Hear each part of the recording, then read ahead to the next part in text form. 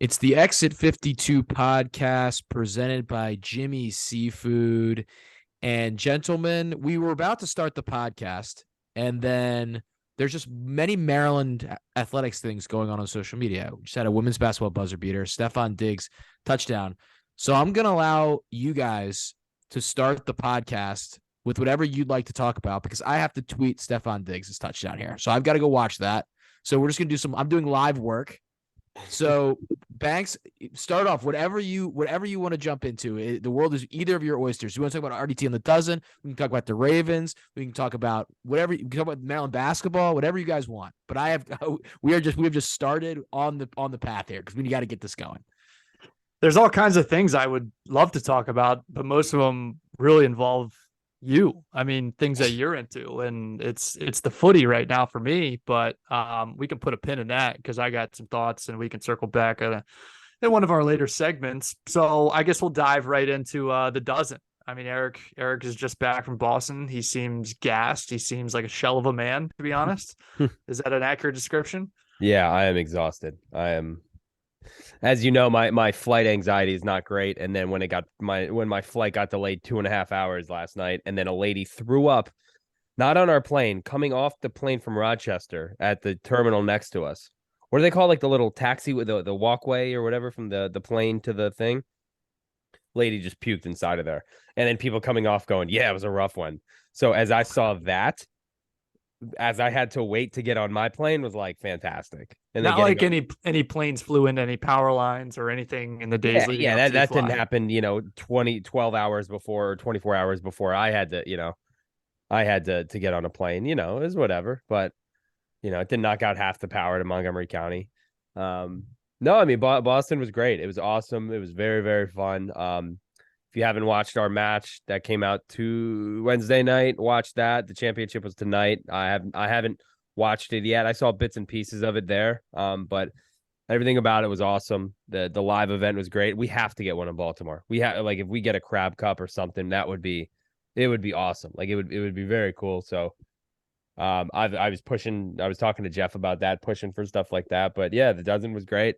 It was a lot of fun. I'm just exhausted this morning I was dead. Last night I was tired, and all day just dragging. So I cannot wait for the weekend where I can kind of unwind a little bit and yeah, just kind of chill. But yeah, Boston was fun. A little cold, but where would we have it in Baltimore? That's what I was thinking. Would be a good spot? I was thinking about that as you were talking. Maybe downstage. I thought about that.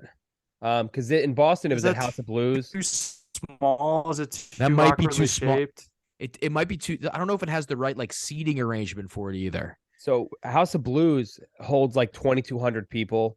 There's surrounding decks. So there's a balcony that hangs down. There's decks on the side. There's seating in front. So I don't remember. I mean it's big. It's a tall arena. So I don't know if soundstage. I don't know if they could do it, but. I'm sure there's to be some theater. Has to be some theater. There's some other things in that area of the city. Yeah. I can't rack my brain for it right now. But it would be really cool. Yeah. I think that also gives me the opportunity to at least say, hey, sorry we're a day late on this podcast or so. We usually don't record Thursday and pop it on there Thursday night or Friday morning, but some travel issues. Eric's out of town. Taylor and I both had busy weeks, so you're getting the podcast now. So yeah, it was rough because again, I flew out Monday night. I had to work Monday, flew out Monday night. Tuesday night was a dozen, and then I had to fly out Wednesday night. So it was there was nowhere where we could squeeze anything in. So my apologies to the listeners. No, I think we've done one other Thursday, if I remember correctly. I think this is our second other than instant analysis on Thursday Night Football. Yeah, I think we did one other Thursday and dropped the Friday. I think it was based on my schedule one time, with just not having a free night to do it. So that sounds right. But cool for you to get that experience, though. I mean that's awesome. It was really neat just being there with the big dogs. Anytime you're around Dave is always really cool. Nick and KB are the funniest people in the world. We went out to a bar afterwards, just me, my buddies, my buddies who came up, me, them, Nick, KB, Hank, Clem, Eddie, and just like took over this bar, and it was a lot of fun. It was funny too, because like again, I don't go out too often, but it's Tuesday night, it's 11:30, and we're at this bar, and there is one bartender, and the place is slammed because it's all of us from the dozen.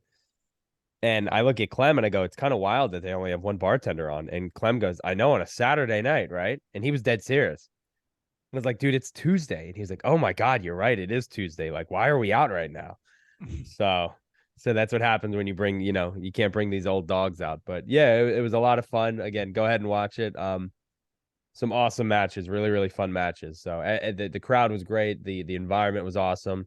We were the villains. We got booed to high hell, but I think we handled ourselves pretty strongly. So go give it a watch and chime in after the fact, after you see what happens. I'm now finished. I'm not finished. Congratulations. We've got a ton of sports this weekend. Yes, we do. Let's start with that. This is just Let's all do the it. sports. Yeah. So where would you like? I mean, where do we? Well, let's start start. sequentially here? I'll run the schedule, and you guys can. Obviously Thursday night football tonight. There's more World Cup group stage games tomorrow, which I don't know if people aren't World Cup guys. Me and Banks, huge World Cup guys. The simultaneous group finales have been sensational for the last 3 days. Just sensational entertainment with the two games going on at the same time. There's more drama to come tomorrow. Correct.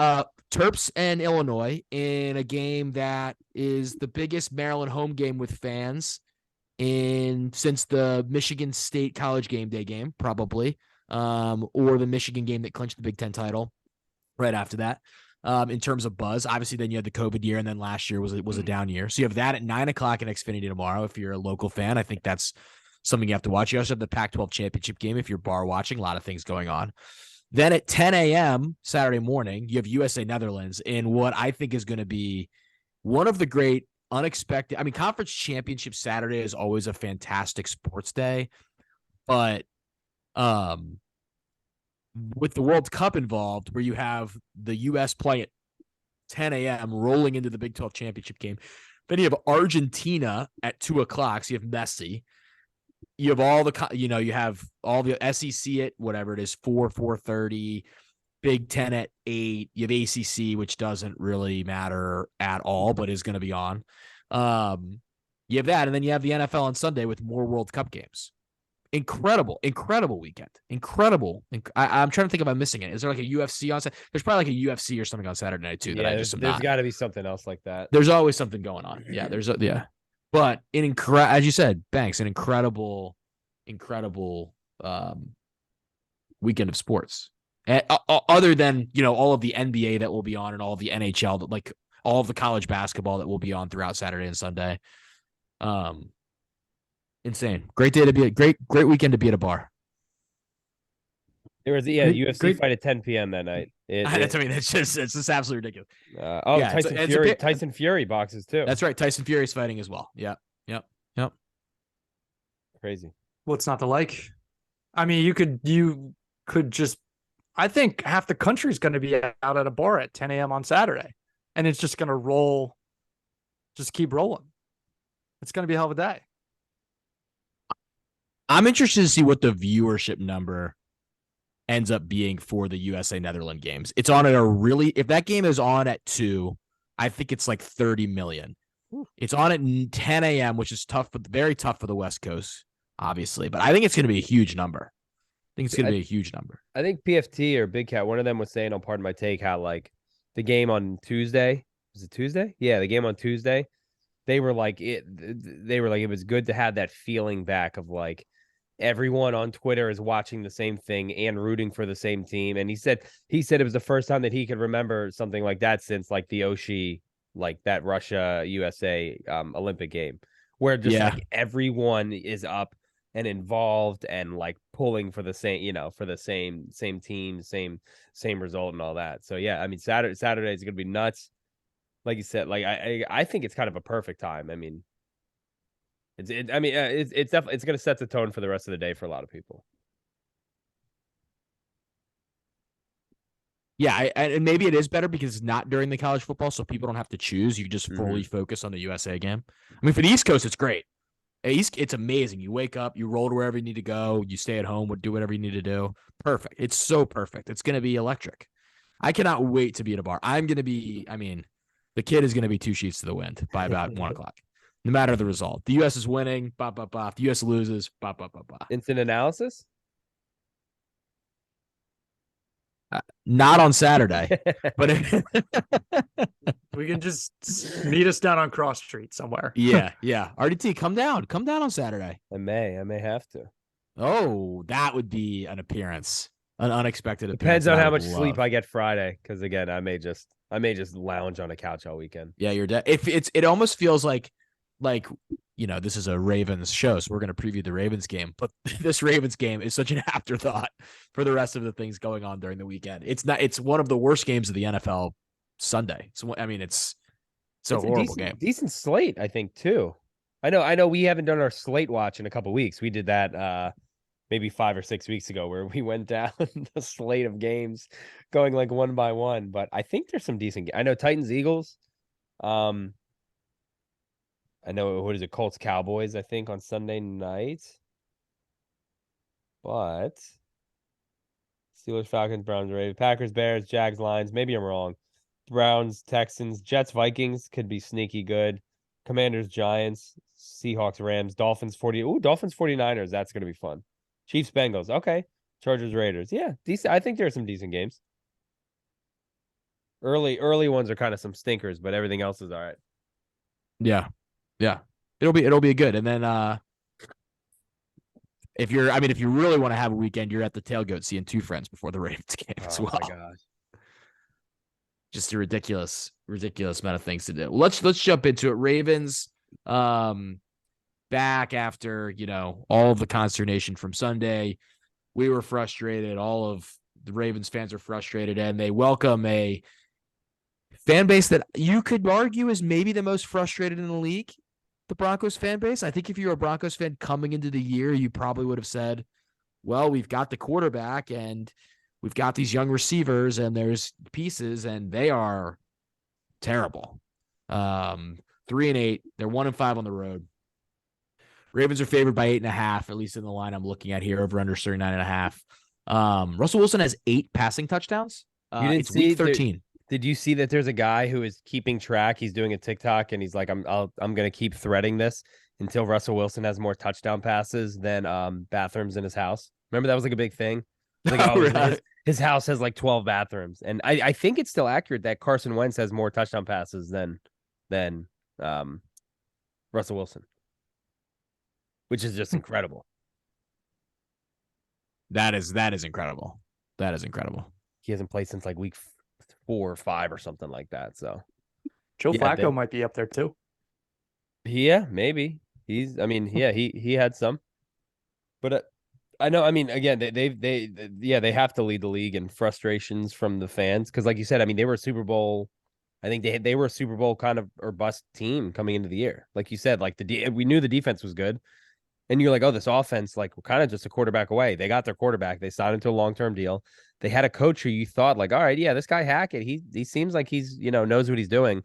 It was very clear very, very soon into the season that he did not know what he was doing. And it never got off the ground for the Broncos. And they just, I mean, every way that they could fail, they have. I mean, they're awful. Their offense stinks.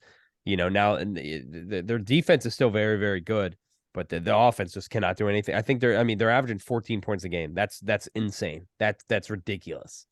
So they are, I think a lot of people had this game circled, I think, coming into the year, being like, this is going to be, it's a late, early December. This could be for, the bye or something like that in the AFC, with these two teams. And now it's like, well, I mean, hell, the Broncos, they may be better off resting Russell. So, yeah, this was a game when the schedule came out. Well, first, when the year ends last year, disastrous year, and you find yourself looking at the standings, and we actually were last in the division. Like we went from 8-3 to 8-9. 8-9 was bad. Well, it was good enough for worse than the division. Anyways, you get the scheduling matchups for that. You play all the other worst place teams in the league, and the Broncos, you look at that and you're like, oh, the Broncos.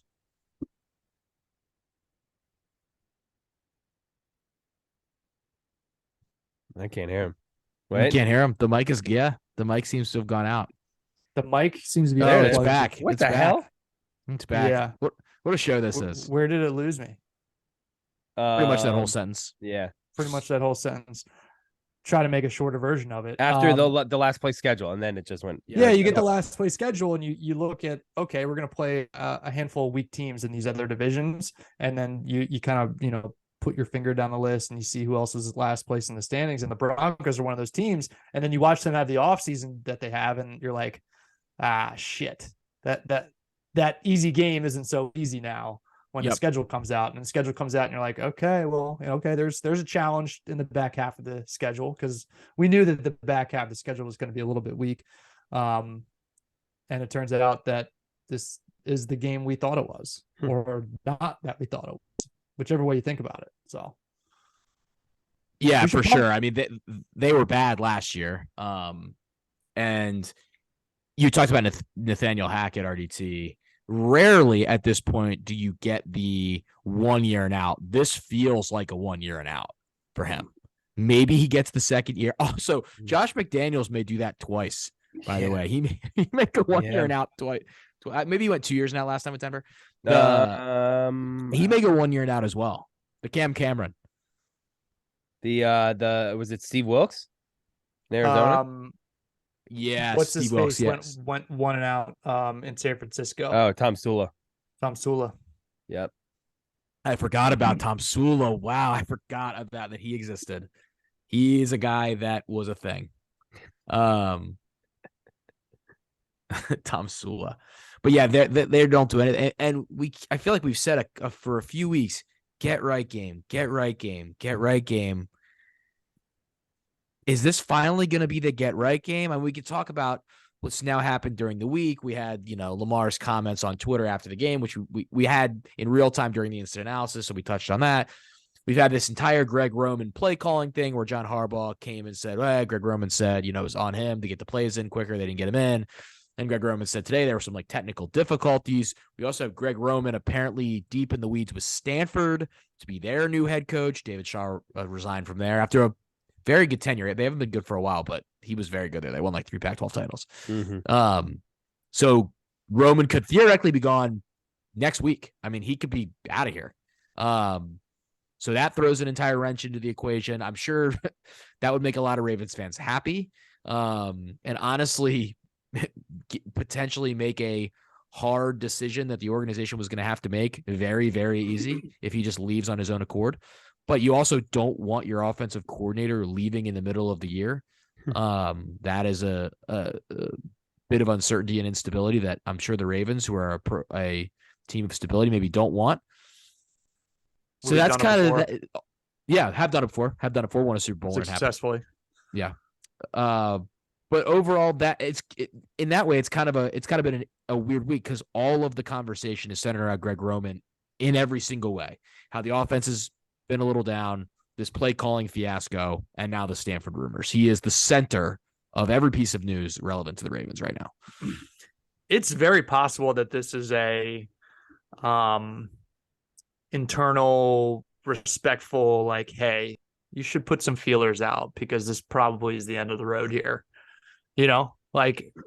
Possible. It's totally possible that the position's open over there at Stanford and Roman reached out first. I mean, it's possible. Who knows? And I was surprised to see that rumor came out, and then it may have been during practice, may have been before practice, but John Harbaugh comes out in his presser after the practice and somebody asks him about it. And he just very easily and quickly opened up and said, yeah, he's being considered. And he said, we'll cross that bridge when we get there.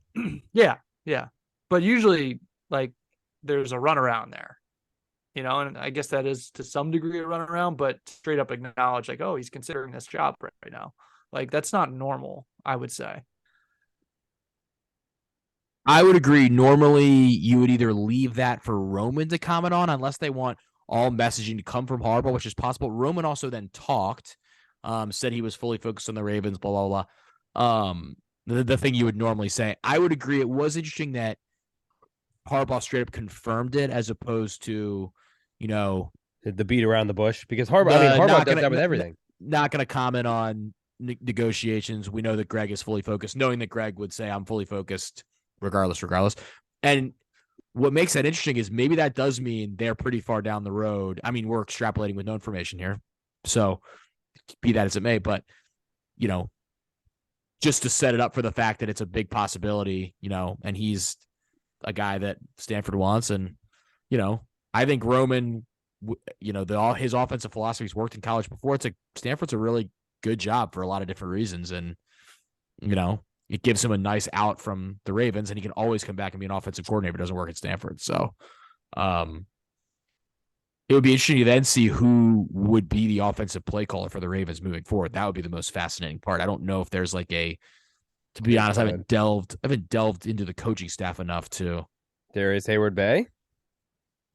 That would be awesome. On staff. So we'll see if that happens, who that would be, but there's definitely not, because if there was an heir apparent, every Ravens fan in the world would have been talking about it, as we've, had all the consternation with Roman, and you don't hear the give the reins to this guy.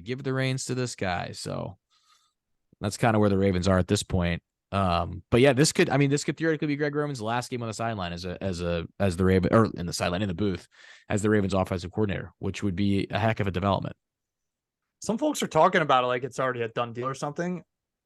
Every report about it has been simply that there's been contact made and preliminary discussions. So I think that this is going to play itself out maybe down the road. I mean, I don't know that it's going to be all that soon, but there's interesting conversation, though, delving a little bit more into, the Ravens and Greg Roman and that press conference that he had. I think it was today.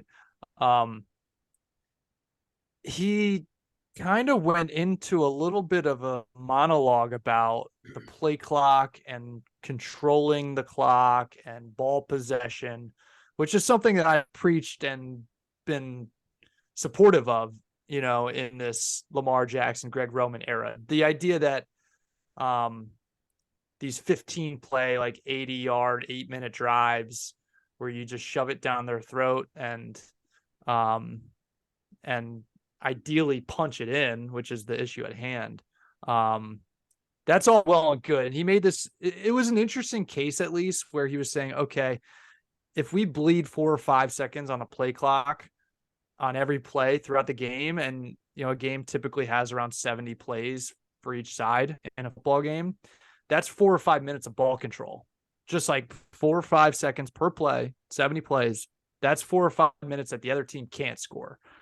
And I've thought a lot about that, especially in 2019 when we just ball dominated everybody. But it doesn't really strike the right chord when you spend those 4 or 5 minutes frantically trying to figure out what the fuck you're doing, as opposed to getting to the line, getting set up, and you're just kind of reading the defense, calling audibles, making adjustments at the line of scrimmage, and being in total control of what you're doing out there. It sounds more like an excuse or a roundabout way to kind of say hey, here's a byproduct of this unintended thing that we do, which is to be disorganized at all times, it seems like. So I don't know. I just want to see them just know what the fuck they're doing out there. And I think that's what everybody wants to see. We're just all sick of, especially in the red zone, these scenarios where they get to the line of scrimmage and Ricard is sprinting, in motion. It looks like earlier than he's supposed to be. It all looks very rushed and uncontrolled. At the very least, that's something that a game within a game I want to see on Sunday is just a little more, just, I don't even know, have it the fuck togetherness. It would be nice to see a clean performance. Sure. Not in the sense of the normal things you would call clean, penalties and turnovers, almost just an assured performance. The Ravens never seem very assured. Everything is sort of they're confident and they play like a Raven, blah blah blah. But that offense hasn't seemed like assured. How march down the field, touchdown, as it has when it's really rolling. So that's maybe how I would put that. But I agree. I mean, that's gonna have to see those characteristics at some point if you're gonna have any chance to make any sort of run in the postseason. RDT, what would you like to see from the Ravens this week? I mean, with Banks, it's like just look like you know what you're doing, and like look like you know how to run this offense, because they do. Like, we've seen Lamar, what he can do with this offense, and he literally unanimous MVP. It's like, so I know personnel has changed since then. Obviously the offense has changed, but it's like the guy. I mean, earlier in the season, I mean, he was playing really good football, and the last couple weeks, like you said, it's sloppy. It looks like guys don't know where they are or what they're supposed to be doing. And again, I mean, you can attribute that to some injuries or newer guys in, or guys who are playing who aren't really supposed to. But again, just like no, act like you know what you're supposed to be doing, and like again, going out there with a game plan, being like, all right, hey, guess what? We're gonna run the ball, like the second half of that the Buccaneers game and then the Saints game. Hey, we're gonna run the ball. We're just gonna go out and run the ball, as opposed to some of these other drives where it's like, I guess we'll pass and then we'll try and figure it out. It's like, no, just have something in mind, go with it, and again, just execute like we've seen them do before. So I think, again, just kind of just tailing along Banks. Just they have to know what they're doing, because it's very obvious when they don't, and they don't play good football when they don't know what they're doing. Yeah. And like we said, Cortland Sutton pretty good on the Broncos side from a receiver perspective. Yeah, it's just a bunch of ag guys again. Yeah, it's a bunch of ag guys, at least offensively for them. Jerry Jeudy hurt? Is he hurt? Has been in and out. Not sure what the status is for this one. Will admit to the listeners, have not looked at today's Broncos injury report, so I don't. Again, their defense. I mean, their defense can put up a fight against the Ravens, which is kind of scary. But I mean, again, this is not, and we've said this before countless times in the last couple of weeks. This is not an offense that I think should scare the Ravens. But we said that too about last week, and Zay Jones has just caught another pass. Freaking Zay Jones. Predictions for this one. 23-10 Ravens. Jerry Jeudy did not practice today. He's questionable, just as an FYI. Doctor. There you go. Good reporting by you. Thank you. 24-14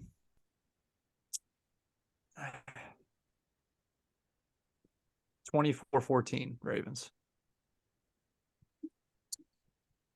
I'm going to say 28-13.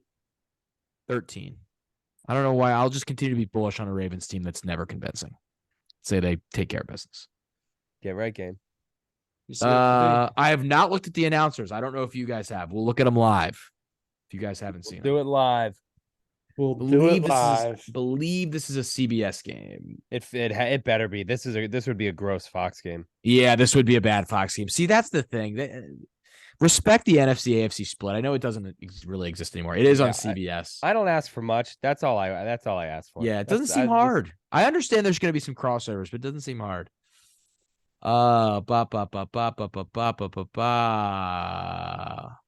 Kevin Harlan and Trent Green. Ooh, Melanie Collins. Wow. Love that.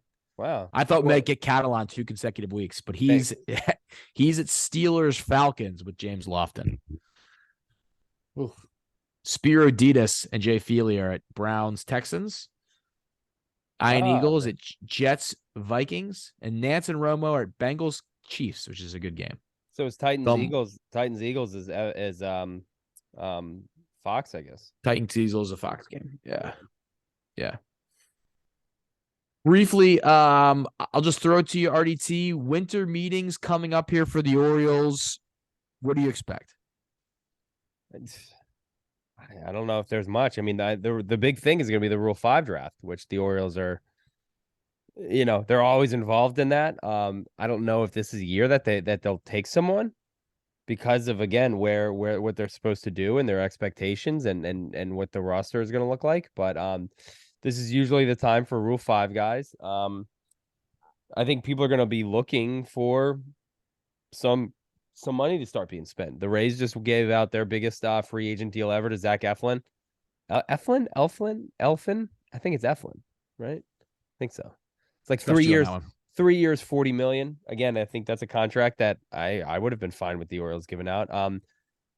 Again, even a guy that signed earlier this week, Mike Clevenger, I think that was 1 year, 8 million with the White Sox. That's another guy that I know a lot of people weren't high on, but I would have been okay with that as a back end of the rotation guy. So yeah, I think people are going to start and maybe we'll get some trade talks going. I don't know. It just seems like baseball's pretty content with just going slow and steady right now. I mean, like we talked about, I think 2 weeks ago, there's just zero going on. Nothing. Nobody wants to do anything. Yeah, I scanned some articles today. You have some like Orioles should make a strong push for Carlos Rodon, some Benintendi stuff out there. I But know most of it Bassett. is They've been mentioned around Bassett a lot the last couple yeah. days. None of it's a ton of like big reporting, and a lot of it is like, oh, this is what they should do. Yeah, here's what I think they should do. It's not like Yeah. here's what I'm hearing. It's just like it. Yeah, which again, that's just maybe the state of baseball right now. Nobody's hearing. It's anything. just yeah, and it's just the state of baseball for the last few years has been that the hot stove is simmers till February. Like the signing stuff just does not happen in a big wave, and the big money guys wait a lot of the time. Like it's also the 1 year anniversary today of the lockout starting last year on December 1st. So Fun. fond memories. we had some nice lockout discussions on this show back in the day. Yeah, I'm interested to see what I think if they've got to find a starting pitcher of some substance. I think that is and then everything else. I'm sure they'll do stuff, but everything you have to beef the rotation up. I don't care how many young arms you have come through the system. You got to beef the rotation up a little bit. That's 1A, I think, for me. All right, let's go to the starting five draft. I also want the Orioles to do something just so we can like get excited about an Orioles signing and just like talk about it for 10 minutes. That would be nice. Get Jordan Lyles back, and it hasn't happened in like Since, what's the last? Yeah, I was gonna say, what's the last Orioles signing you got excited? Probably Nelson Cruz. Yeah, that's wild. Starting five draft presented by Fed Thrill. Get your sunglasses for all of your holiday gifts. Banks and I have a white elephant on Saturday. Maybe you get some Fed Thrills for a white elephant. They're cheap. Maybe. Probably fit under that gift spending limit that you might have at one of those. So you can order them up, do whatever you need to do, bring them in, and make somebody very happy. 20% off if you use the promo code EXIT52. Okay. In light of, I guess, the U.S.'s triumph over Iran, which, by the way, included this week one of the all-time press conferences. I don't know if you guys read about the Greg Berhalter, Tyler Adams, Iranian press conference where they were asking them about like why there were still U.S. ships in the Persian Gulf. That was something else. Is that the same one where the guy told him that he was saying that he was pronouncing Iran wrong? Or yeah, I think it's Iran. Yeah. I believe. Hopefully, if our Iranian listeners would like to let us know in the you can email us x52 at podcast@gmail.com with the pronunciation. Crazy press conference, but U.S. get it done 1-0. Great moment in American history. So literally our draft this week, this could go a variety of different ways. Is our favorite moments in American history or just the best moments in American history? I don't know. We're winging. Sometimes I wing the picks. We're like literally winging a topic here. Yeah. So I'm going to say we're just kind of making it up as we go. I'm going to say favorite moments in American history. I have the first pick in this draft, which is, setting the tone in this one is an interesting place to be in. Banks, you have the second pick. Artie, you have the third pick. Hold on. Let me just type things out. I'm ill prepared right now. I don't want any double picks in this one. No, this is one you don't want double picks.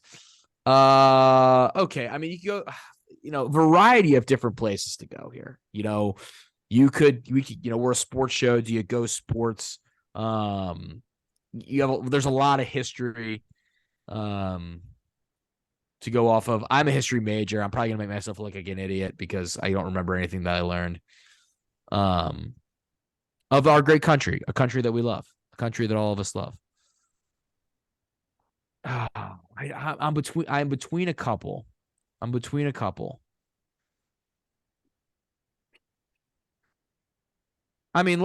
just start off at the beginning. I'm going American Revolution. From the top. Fuck them British. You're just covering like 5-6 years, but yeah. We I have think no parameters here, so I'm going Revolutionary War. Got him out of here. Yeah. G-Dub, General Du Bois to a win. Declaration signing, you throw that in there, like sure. That's all part of it, I suppose. Yeah. Paul Revere doing his thing. Sure. Yeah. Paul Heck of a ride. Yeah. Big time ride. One of the only a Only ride. all-time rides. You think Secretariat is a better ride? It's a great question. Yeah. What about Zenyatta? I think I'm going to go with Paul Revere. What was the horse's name? The horse gets no shine. Yeah, but that's what I'm saying. Is it really the rider? Or is it the horse? Is it the horse or is it the jockey? I mean, that's the question we're asking. And I think this is the jockey. I think that this is the jockey. But you think Secretariat's the horse? Well, Secretariat is the horse. I'm saying the Secretariat run. You don't think of course. Was Secretariat letting people know what was happening? No. Who's on first? And there it absolutely is. I love Paul though, but you have to give him credit. He called it in there. Honestly, we revere him. Boo. Did his job. Boo. Sure. So yeah, Revolution, huge moment. I mean, you have to say none of us are here without that thing, or we're here, but we're in much different state. RDT's doing the dozen in Manchester. Thanks. Miracle on Ice. Yeah, I almost took that. I was between that. Just taking Miracle on Ice. Yeah. I want to mix some sports in and not make it all. I mean, nobody wants a history lesson like full on in this thing, I don't think. But communist Russia, democracy America. There's just so much more behind it than just like good team versus bad team, or like team that was a juggernaut versus, David Goliath type thing. There's just a lot of things that go in behind it. And we weren't supposed to do it. We did it on U.S. soil too, which is pretty sweet. Great to have it in Lake Placid. On tape delay. Not even the gold medal game either. No, people forget that. We defeated Finland to win the gold medal. Another long one for Diggs, by the way. Touchdown? Yeah. Flag. I'm looking to see what it is. It may be coming back, but 60 yards in the air. This guy gives me no time off. Holding Buffalo. All right, you're good. You're fine. Yeah, phone back down. You'd be surprised how much like this is just a normal occurrence at the bar with Taylor. It's just he's just got his phone in his hand and there's just something going on, and there goes Taylor. Yeah, I go into a hole. I don't listen for a while. It's kind of sad. I can see that. RDT, you have 2 picks here. I'm fascinated to see what you do here. Osama bin Laden's killing. Nice. Good pick. The John Cena. What did he say? We have brought him to an ultimate compromise. Yeah. I would say, I don't want to take your shine here on the pick. I just need to state that there's never been a better combination of moment and person announcing moment than John Cena and Osama bin Laden. You could not. I mean, it sounds like a Mad Lib. Like John Cena announced Osama bin Laden's death on WWE Raw. Ultimate on compromise. Live television. No, it was a pay-per-view. It was the end of a pay-per-view, I believe. Was that what it was? Yeah. I believe so. It was a Sunday night. Yeah. Also, The Rock was the first person he to tweeted out like an hour before. Yeah. Vince knew. Someone knew. But yeah, that was a pretty galvanizing. I don't know if that's the right word. Moment that I think everybody but Rashard Mendenhall, I think, pretty much celebrated that. Do you remember his tweet? No. No. For somebody else. Wasn't it like a point guard that also had a bin Laden? Well, Terry Rozier had the why. That's was the one I'm thinking about. Why wasn't Osama a hooper? He tall as hell or something like that. But It's no, such a good tweet. Richard Mendenhall. That is a great tweet. Oh, it's perfect. But Richard Mendenhall tweeted out and was like, I don't know why everyone's celebrating. Like, this is a man, he's a person, he's a father. And everyone was like, dude, shut the fuck up. Like, Nah, fuck that. that ain't it. This ain't it, fam. There was a lot of this ain't it, fam. Like, I remember that now. still time to delete this, He's stuff still, like that. Still a little rattled from Ray Lewis just A breaking him in half. lot of RIP bozos. That's also a great thing to say to someone, RIP bozo. It's so funny. I'm going Osama, number one. And then my second one, the Yankees 2001 World Series loss to the Diamondbacks. Which is so weird because, again, it was like 9/11 had happened. Everyone was still, you're feeling patriotic, but it was like, fuck the Yankees. Everyone still wanted the Yankees to look so bad in a New York team. And then it happened in spectacular fashion. Even though, again, I mean, we got the Bush. I won't say that. Yeah. Again, I think that brought America together pretty well. I think we like that. We like that. To quote Kirk, we like that. We do like that. Thanks. Man on the Moon. We did it first. That's just some baller shit, space race. There's just this big ass rock that just circles our planet and nobody'd ever been to it. And us Americans, like, we did it first. The Russians, they all put some shit up in the sky and let it float. That's cool. Whatever. You can have that. We put a man on the fucking moon. Shout out Buzz Aldrin for being an all-time dude, by the way. Buzz. Yeah. Don't double guess him. He will sock you. He will smoke you if you double guess him. Love that. It's a good pick. He's a real one. He's a ride or die. So you guys are against that conspiracy, which I mean, I'm sure Kyrie's gonna have a field day at some point on that one. Yeah, we're on the moon. We've been on the moon. Yeah. Buzz Aldrin has almost like superseded Neil Armstrong as the face of the man on the moon thing. Mm-hmm. I mean, I know that's the headline, Neil Armstrong's first guy or whatever, but like Buzz Aldrin just being a dude, just socking that guy in the face. It's just such an all-time moment. I got two here. With my first pick here, I'm going to take you guys back to December 13th, 1989, the birth of Taylor Allison Swift. Taking that. I didn't know her middle name was Allison. Yeah. Nice. Cass. Learned something. Thank you to Scott Kingsley Swift and Andrea Gardner Swift. Maiden name Finley. Reading Hospital in West Reading, Pennsylvania. I mean, what else is there really to say? Forever has changed all of our lives, especially mine. And created the greatest musician in the history of America. So you can come at me on Twitter for that one, listeners. Clowns. Nobody does it like T Swift. 10 straight absolute banger albums. Never been done. Never been done. Save me with your Bruce Springsteens. He's had some clunkers. So I'm taking that. Had to have that. Then I'm taking Mr. Gorbachev, tear down this wall. Ronnie Reagan absolutely getting out there. Ronnie. Put it in the face of the Soviets. Ending the Cold War. The Ron dog. Tear down this wall. Great speech. Tear down this wall. Thanks. I'm just going to take my pick anyways, because that kind of leans into the similar area. And I've already picked in this type of area, but I'm taking Christmas 1985. I'm taking Rocky, taking down. Apollo. Sure.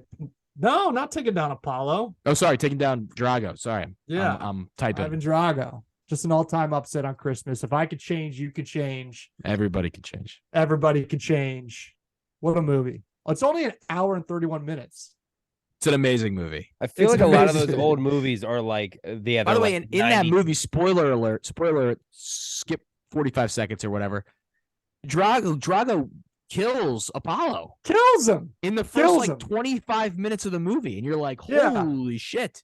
Plus you get you get a birthday scene. I think it's Paulie's birthday, I think. And Rocky got him a robot who brings him out a cake. And it is such a great balance of like Rocky ridiculousness and 80s ridiculousness. You get the montage, you get obviously him Is that taking down is that a guy with what's the montage hearts song? Hearts on Fire? Yeah. Yeah.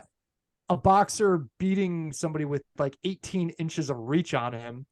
And it's just an awesome flick. I mean, it's just everything. It's got everything. It might be the best Rocky movie. Is Rocky is it a Christmas movie? It's a great question. Start the dialogue. It's been asked before. Damn it. I didn't see that. RDT. I am gonna go. I'm gonna go the summer of 1998. We're doing the home run chase. We're doing McGuire. We're doing Sosa. We're doing balls fucking flying. You could have just taken the entire steroid era. Yeah, I thought about that, but more specifically because again, just of how sweet that summer was, and again, I mean, breaking in on live games, you know, you'd be watching Orioles, Red Sox, and you're like, all right, well, Sammy's up in the bottom of the second, so we got to go to Wrigley. We got to see this. Help save baseball outside with another person, and yeah, it was just awesome. Again, baseball flying out of the park. Just there's nothing better than a baseball flying out of a ballpark. I will go that, and then I'll say anytime Joey Chestnut wins the hot dog eating contest. It's just that's about as American as it gets. The glizzy gobbler just You don't have a specific pretty damn American. Can I narrow it for you? Him beating Kobayashi for the first time was a huge moment. Yeah. And then anytime Kobayashi's just been in the crowd doing it because he's not sanctioned to perform anymore, which is just like such a slap in the face to him. What an absolute loser Kobayashi is at this point. Yeah. Sad. Could have been one of the all-time great sports rivalries, and Kobayashi just and let it sink. He's an idiot. And it's also, I mean, it's just anytime Chestnut eats anything, it's like not just hot dogs. Like he'll do it like with wings. He'll do it like he holds like every record ever for. He's the greatest eater of all time. Yeah. I popped into Hooters and saw him a couple years ago downtown. I was just on my way home from work. Yes, I remember that. And I was just like, oh, he's just eating some wings at Hooters. I'll pop in and just see what that's about. And it was exactly as like corporate, not corporate, but like as like what's the word I'm looking for? Like commercially, like yeah. You know, whatever, as you can imagine it was. Yeah, that seems about right. Yeah. That's exactly what I would expect. Cash and checks, man. Yeah. Lost the love of his life, but you know, is what it is. Gotta break some eggs to make an omelet. That's a great point. She wasn't the one anyways. So no. She's not with you at the Hooters wing eating contest. You don't deserve him at his Nathan's hot dog. Correct. That's correct. What a bitch. Did they do a 30 for 30 on him? Or no, but they should. I'm sure there's one in the world. I feel like they did like a E60 or something. They may have done a 30 for 30 short on the hot dog eating contest. Mm-hmm. I would like to see a sports science on him. They have to have done that. John They need to bring that back. Yeah, where's they John did bring Brinkus? It back for a little bit. They did bring it back. They like licensed it. They made it a segment on SportsCenter, and then it just kind of. But it wasn't good when it was on SportsCenter. When I think it was just a standalone show on like Comcast Sportsnet or not standalone. Yeah, but it was like Fox Sportsnet. Yes. That's what it is. Yeah. John Brinkus. How many followers does John Brinkus have? He's gonna be in the similar boat as like, I think. The Schwab has like surprisingly few. 29,000. He has 800 followers. He said 49,000, and then you said 800 followers. 29,000. 87.1. Okay. Okay. Emmy award-winning host, ESPN He's out there. Science, Brinks TV, and Brinks.com, the ultimate fan engagement platform for NIL collectives, athletes, brands. So I guess he's a competitor of a friend of ours. I suppose. Yeah. John Brinkus, baby. Did not see him getting into the NIL stuff, but here we are. He took two things, right? Yes. Yeah, the home run chase and Joey. He did it to you. Taylor's gonna kill me for not having all the correct details on this, but just the one time that the swimmers did the relay and fucking beat the French fuckers. There's France, Oh right? yeah, the 4x1, Give us the quote. 2008. Give us the Yeah. quote. I mean, you can recite basically every detail about that. Yeah, it's oh god, the four. It's Phelps, Cullen Jones. Oh, the third guy is, I can see his face. It's Jason Lezak is at the end. Mm-hmm. Unbelievable at the end. He's done it. Lezak is closing a little bit on Bernard. Amazing call by Dan Hicks and Rowdy Gaines, two of our favorites when you get to Olympics time. Yeah, it's a great pick. I was on my board. I'm just gonna send Lezak. Phelps' his hopes alive. It was an amazing moment. It's so good. It's so good. In that similar vein, I'm gonna take a soccer. I'm gonna take Landon Donovan against Algeria. That was awesome. That's probably the most relevant U.S. soccer moment of our lifetime in terms of impact on everybody. Scoring at the end, beat Algeria, moved on. We yelled so loud at my house in Ocean City that our dog Nell threw up. Just walked into the other room and threw up all over the floor. She was so scared. It was an absolute pop off. Amazing. No real heat with Algeria, but take a seat. They lose. I had walked away from the TV. Oh, you thought it was over? No, the Clint Dempsey one. Or wait, who did you take? You took Landon Donovan? Algeria, 2010. Who was the one Clint Dempsey scored when it was like a kick? It was a shot. The goalie saved it, but there was a rebound. England. It was the first game. Yeah, that was the one that I had walked away. I walked away. I saw him miss when he didn't score in the first shot, and I walked away, and I was like, "Oh, we're done." And then no, that was Algeria because he hit the initial pass that got rebounded out. Yes, yes, okay. Yes. I thought you meant the howler against the goalkeeper howler. The foul, yeah, it's the same play. It's the same play. It's the same play. That's the one. Yep. I'm gonna take that. We're leaving a lot on the board here from American history, but bear with us. Don't judge us for this draft. I'm trying to think of a good American history one. Look, I mean, you saved the world from getting destroyed. I'm gonna go Bruce Willis heading up there and blowing up that meteorite with the nuke. That was sick. Good for him. Big time. Yeah. Armageddon. Takes balls. We're not around if that doesn't happen. I think that's pretty clear. It's fair. So I'm gonna take that one. And sends his boy Ben Affleck back down to live to his daughter. I mean, that's just what a selfless guy. What a hero. What an absolute hero. An absolute hero. So I'm gonna take that. Yeah, can't debate that. Thanks. I'm gonna take Tiger Woods winning the 2019 Masters. This is such a ridiculous draft. Yeah, no, I think it got everybody in one place and everybody was hugging it out and like, oh my god, he actually did it. Like it was just like a where were you type of morning. Mm-hmm. Because it was in the morning. That was kind of crazy to think about because they moved all the tee times up because there was rain coming. But what a journey for Tiger. And I think you could make a case for him winning 97 as well. That was just a huge moment in sports and in golf and in a lot of different subcultures and such. But 2019 was fucking sweet. It was incredible. It was absolutely incredible. I wanted something Tiger on my board. I wanted it. So there's a couple Tiger things that could have been taken. But God, that was awesome. That was so awesome. I was in Evanston, Illinois at a hotel. RDT. November 24th, 2001. Thanksgiving Day, 2001. Dallas, Texas. Yep. The halftime show. Heard around the world. You want to talk about something that to this day still brings this country together? It's Creed. It's higher. It's the guy hanging onto the bed sheets by the top of the fucking stadium, swinging all around. It's arguably the greatest performance of all time.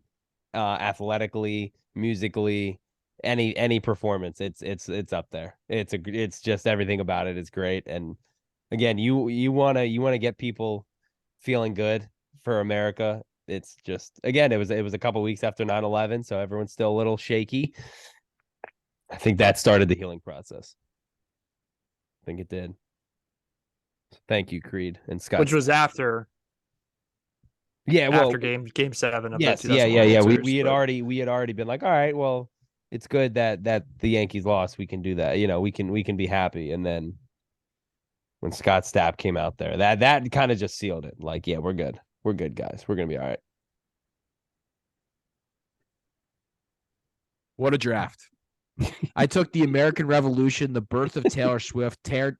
Gorbachev, tear down this wall, Landon Donovan's goal against Algeria, and the Armageddon meteorite destruction. Banks goes with the Miracle on Ice, putting a man on the moon. Rockies victory over Drago on Christmas Day in Moscow. J6 Lezak swimming down Elan Bernard in the 2008 4x100 Olympic men's relay, and Tiger Woods' 2019 Masters victory. RDT takes the death of Osama bin Laden, the Yankees' 2001 World Series loss, the summer of '98 home run chase, Joey Chestnut in general, and the Creed halftime show. That is one of the more eclectic drafts you'll ever find, and that is what it looks like when the boys have a busy week and throw things together, admittedly, sort of at the last minute. But still had some fun there. Any honorable mentions you guys didn't feel like you got in there? I thought about, even before you said the Creed one, I thought about the Justin Timberlake, Janet Jackson halftime show. Oh, yes, yes, that would have been a good one. I'm just trying to think of moments like, where were you? Yeah. You know? I had whoa, what is this? Brian? Wait. They're redoing the Marshawn Lynch at Applebee's on Amazon Prime at the halftime show right now. He's pouring his own soda. He's pouring his own soda right now. It's incredible. Oh my God. It's amazing. Sorry. That's a very, if you know, that know. video is an honorable mention. That should be Kenny yes, Mayne. yes. The Kenny If you don't know what video. we're talking about, Kenny Mayne, Marshawn Lynch. Just Google that. It's such a good segment. I almost said Vince Carter over Frederick Weiss. I was trying to think of one of the dream team or something like that, but I think that's one of the more memorable things. But that was the only other one that I had. Only other one at all, huh? I didn't have anything else. No, I was struggling. Yeah, I had all 10 Taylor Swift album releases, but I just didn't know which one to pick. So those were all on there. The start of this podcast I had on there. Yes. Sure. Yes. Just didn't feel like, I don't know if it's top 15 worthy yet. Hopefully we get there at some point. Not with that attitude, it's not. And then there was some obviously some important things that happened. The end of slavery in this country, giving women the right to vote. Some of the civil rights movement. Just a couple of notable happenings that have started to push our country in the right direction. Obviously, Dale Jr. winning Daytona, creation of the Second Amendment. Dale Earnhardt Sr. winning. Oh, Jesus. Dale. Okay. January 6th. Okay. No. See, this is where you get put in a box. Someone's gonna go on this YouTube. We might not want to put this one on YouTube. Keep this audio only. You do not need that sequence of quotes going in anywhere. Guess you don't love America as much as we do. It's a comedy podcast. Oh, you're questioning my love for America? Banks is talking about right to bear arms, and I'm just talking about trying to overturn a. Should we go down the amendments? Election. Should we go down? Or should we go? No. Let's do a starting 5 of amendments next week. We'll save that for next week. When the U.S. is in the World Cup semifinal, we'll save that for next week. Or World Cup quarterfinals. All right, moving on. Nick Gator Medley, Maryland Person of the Week. I'll go first. It's the World Cup. It's the U.S. in the World Cup. It's everything surrounding the World Cup for me. I love the World Cup. The World Cup is steeped in controversy in terms of the human rights issues in Qatar and the death of workers and how ridiculous it is that a country that is the size of Connecticut is hosting the world's second biggest sporting event behind the Olympics, probably. Argument for the first. But it's the trauma in the entire tournament has been awesome. The U.S. has brought joy by getting out of the group, which I feel like is always pretty much the goal, and everything else is kind of house money. And we've had some great moments. Japan has given us some great moments. Morocco today. Costa Rica fighting, Australia, some of the small countries. Not small countries, but, not as good countries. Not powerhouses. Put up a fight. Belgium's clown show #2 ranked team in the world's out. Germany's out. So some of the big boys have gotten eliminated, and it's been a good tournament. U.S. Argentina, if that's a quarterfinal, will be it just could be an enormous moment, which we were almost set up for 8 years ago as well. In 2014, we would have played. I think we would have played Argentina in the quarters on on July 4th, had we beaten Belgium in the round of 16. So could have that happen again around Christmas, quite frankly. Love the World Cup. Party T. Spotify Wrapped. I love it. Yeah. I love it all. I love everything about it. Like, feed it to me. The people, you get all the people who are like, nobody cares. Who cares? I care. I care. What's funny is is the same people who upload their lifting videos to Instagram are saying, like, nobody cares about what you listen to. I don't give a shit about you powerlifting, dude. But guess what? I got to deal with it. The gatekeeping on the Spotify Wrapped from people that share everything about their lives on Instagram is insane. Everything. It's like, yeah. And because, hey, you know what people like to do? Hey, I'm looking for new music. What are you listening to? What's a good song that, what's a new song that you listen to? Like, don't we all ask other people for songs? It's a fun communal experience. Like, I love it. I love the stats. Like, I love scrolling through people's and looking. I'm just a big fan. I was not expecting that yesterday morning when I woke up and saw that it was Spotify Wrap Day. So that was quite a big it was a big surprise, but I was very happy with it. I'm happy Spotify Wrap Day to you and yours. Send them over to me if you haven't already. I want to see them all. Thanks. I am pivoting because my pick was scenarios. I'm addicted to scenarios. I mentioned you this really in our are. chat today, Taylor. You I really am are all about scenarios. It's namely December every year is NFL playoff scenario, where I start to get into the 538, like where you start to click on the wins and losses and it changes the percentages around. And New York Times is a tool that does it too. I like to check that too and just see how the percentages compare. I love scenarios. The World Cup, especially the third game in pool play, provides unbelievable scenarios where we had a moment with Mexico and who was it yesterday? Taylor? We had a scenario with Mexico and why is the country escaping me? Poland, yes. And yes. Poland, who they were coming down to like the 8th tiebreaker, which is until Saudi Arabia scored and changed the goal differential tiebreaker, they were about to decide who was going to move on based on who had accumulated more yellow cards. But the fact that all of these things are changing in the snap of a finger, like today, Costa Rica was beating Sure, not Germany. They were beating Germany. And at the same time, Japan was beating Spain, which left the shocking outcome of Spain and Germany being left out. And then Germany stepped on the gas and scored 3 goals. But the whole point being is like these games going on simultaneously and the scenarios changing on the whim of a goal. It's been addicting. Me just like looking up like, oh, what happens here? What happens here? If this happens, if this happens, if this happens, if this team wins, this team ties, like all this stuff. Scenario. It's just like a big appetizer for me as I delve into NFL playoff scenarios. So it's just scenarios for me. I'm addicted to them. But yeah, ESPN's playoff machine. I think I started seeing the first graphics this week for it. So it's like, yeah, we're back. Yeah. So that's a good one though. Scenario season. Yep. Because you're also getting it with the college football playoff kind of too, where it's like a little bit all too. Right, yeah. Well, if TCU loses and if that's a little more like subjective. Yeah, it's more up for debate. Yeah, but this is by the way the debate again, and thank God they're going to 12 teams, because if I have to hear the this whole thing about like whether you can play yourself in the conference title games but not play yourself out. Like if USC is the 4th team now, why should they get punished because they're being forced to play an extra game?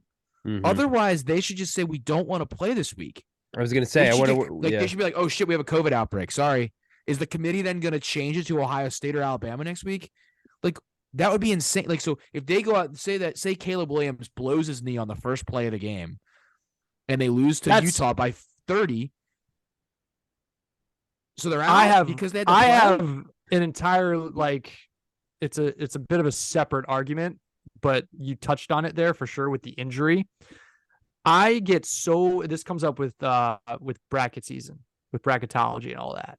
I get so annoyed when arguments become, well, this team is really rounding into form recently, and they have a better chance of beating teams or advancing than this other team that we're comparing them to, because the other team had more of their success earlier in the season.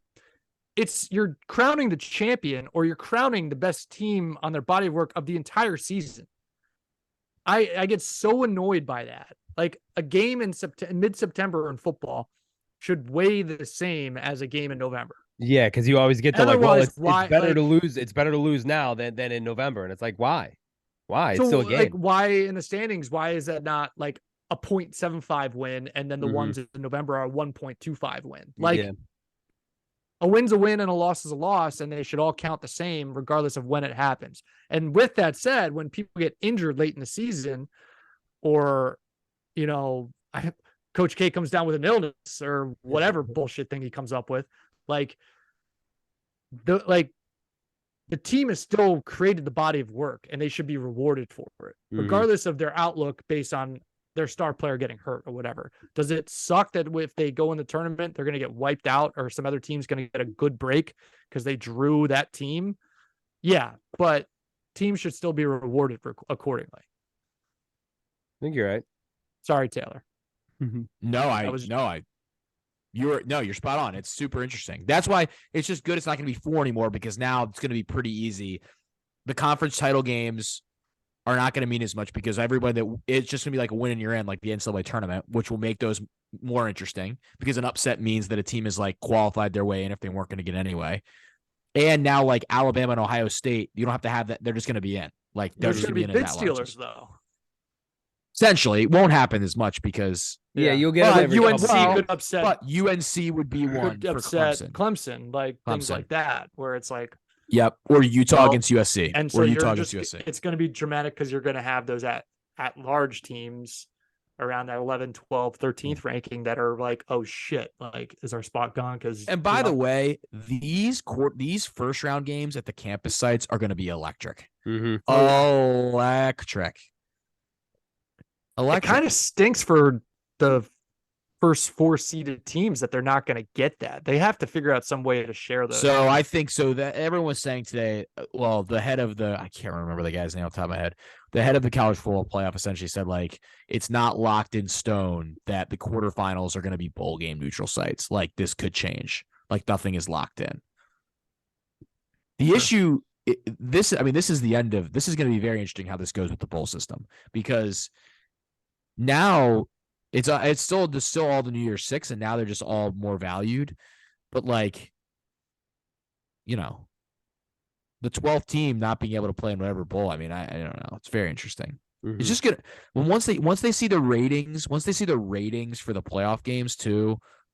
It's gonna be 12 teams for a little bit. It'll end up being like 16 or 24 or something ridiculous.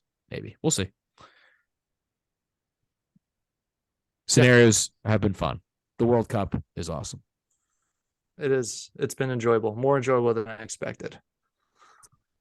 3 good ones right there. I was going to honorable mention Spotify rap, so I'm glad that you got it. And I was going to pivot, and I decided not to pivot, but my honorable mention is Ovi for breaking the all-time road goals record. Yeah. Suck it, Wayne. We're getting close. Big round number coming up. I'm going to take just as a quick honorable mention, Maryland basketball. Hopefully an electric atmosphere tomorrow night at the Xfinity Center as Illinois comes to town. Top 25 matchup. This has been a very fun. The Terps. By the way, I don't know how much you guys watched the Louisville game. Prayers for Louisville. They are tragic to watch. Tough. It's kind of stunning that a program that could care that much about basketball could look like that. Their team just doesn't fit together pieces wise. But the Terps are hot. The Terps are beating everybody by a lot, and hopefully can get an early signature win in the Kevin Willard era tomorrow. I will be in the building. They should schedule a loser leaves town game with Georgetown, like loser folds program. Who, Louisville? Yeah. Ooh, Common I thread like there: that. 2 legendary players as the head coaches, Patrick Ewing and Kenny Payne. Pink slip game. Yep. Today we called Croatia Belgium a who's washed game today in the World Cup. Belgium washed, Croatia not confirmed washed, even though they tied. Yeah. And that's why the World Cup is the winner of the Croatia understood the assignment. They did. They absolutely did.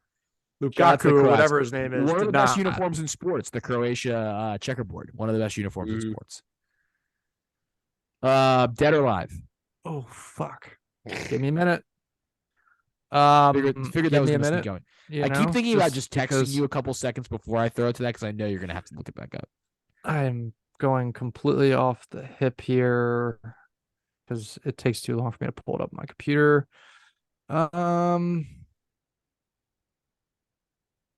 Fuck, I don't have Richard Simmons highlighted like I should have.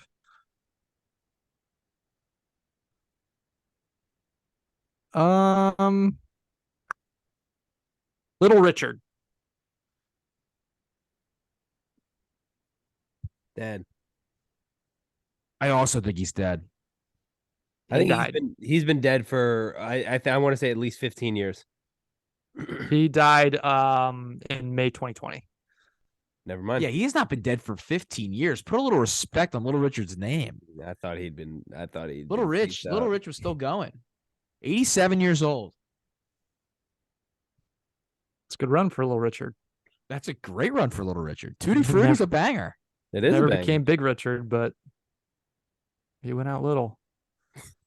You think Little Richard started the Lil trend in hip hop? It's a good question. Like, where do you think that comes from? He's got all the letters there. Who was the one who made the, shortened it? Lil Wayne. I don't know that that's true. Lil Wayne and the Hot Boys? Could be. 98, 99? This is going to be a hell of a Google. Who invented Lil? I just looked it up. Lil Rodney C, a member of Funky 4+1. Well, of course. Everyone knows that. First rapper with Lil in his name. Lil Troy. Oh. 1988. A little ranking of Lil rappers, worst to best. A brief history of rappers using the name Lil. My first Lil Xbox Dicky, name. Lil Pump, Lil Tecca. Lil B is one of the first hits. Wow. My first Xbox name was Louisiana 22. Jesus. What a name. Imagine getting online to play that guy. Yeah, wow. And then me on the other end. Shout out to Lil Kim for being maybe the first to delve into it on the feminine side. Yeah, Lil Kim. Yeah.